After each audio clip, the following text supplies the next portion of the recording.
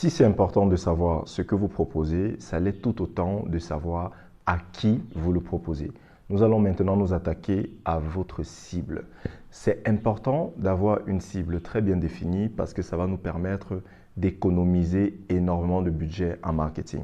En effet, ça ne sert à rien de proposer un article à quelqu'un qui est dans l'incapacité de l'utiliser ou qui n'en a tout simplement pas besoin. Donc, dans la définition de notre cible, nous allons nous intéresser à deux catégories. La première catégorie consiste à identifier clairement ce qui paye. On propose quelque chose et on veut une autre chose en échange. Il faut identifier clairement ce qui paye. À côté de ceux qui payent, il y a ceux pour qui on paye, c'est-à-dire ceux qui utilisent. Je vais vous prendre l'exemple de Site Scholar. Donc, Site Scholar, c'est un programme qui initie les enfants de 4 à 18 ans au digital. Donc, Site Scholar implante des clubs informatiques dans des écoles et donc enseigne l'informatique aux enfants. L'idée, c'est d'avoir des personnes qui commencent très tôt leur parcours d'ingénierie, de sorte à avoir des ingénieurs accomplis dès l'âge de 18 ans.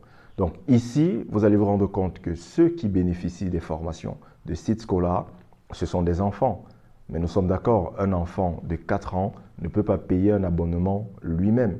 Donc dans ce cas-ci, les personnes qui vont bénéficier de l'offre ne sont pas celles qui vont payer pour l'offre.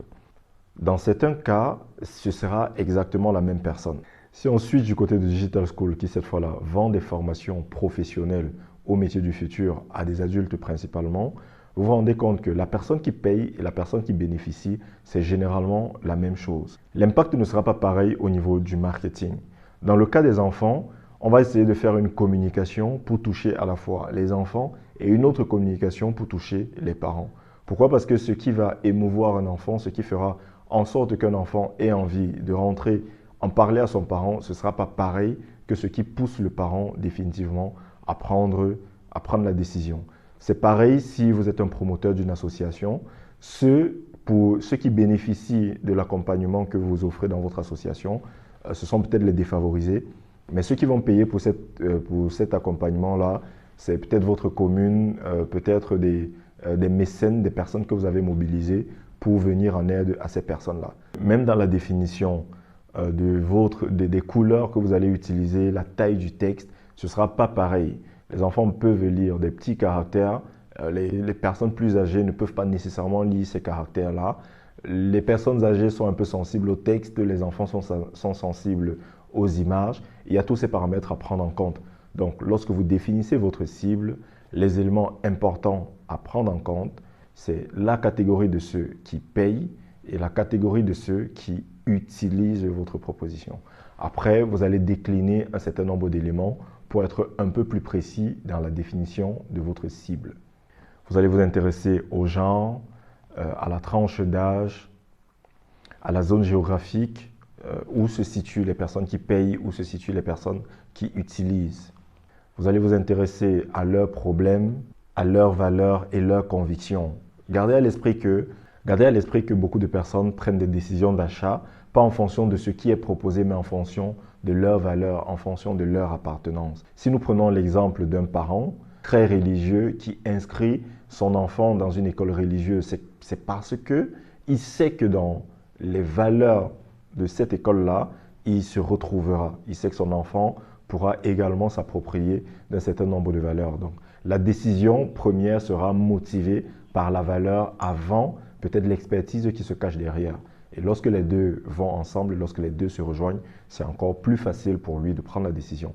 Donc, c'est important pour vous de vous pencher sur ces questions-là en ce qui concerne votre cible.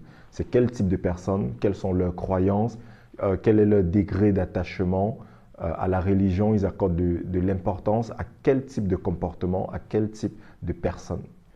Pour finir, vous allez vous intéresser également à la situation sociale ou à la situation professionnelle des personnes que vous visez. Une offre à destination d'un ingénieur ne sera pas formulée de la même façon qu'une offre à destination d'un fermier.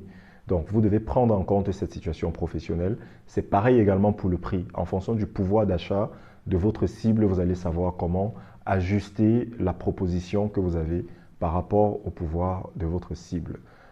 Au-delà de ça, il y a plusieurs autres critères propres à votre cible que vous pouvez intégrer à la définition de votre cible. Une astuce pour finir, lorsque vous définissez votre cible, faites comme si vous souhaitez vous adresser à quelqu'un et essayez de définir ou de décrire le portrait robot de la personne à qui vous voulez discuter.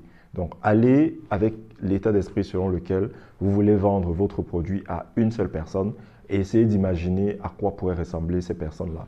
Dressez des profils et gardez ça bien au chaud quelque part. Ce sera très utile lorsque on va démarrer la phase de recherche des clients.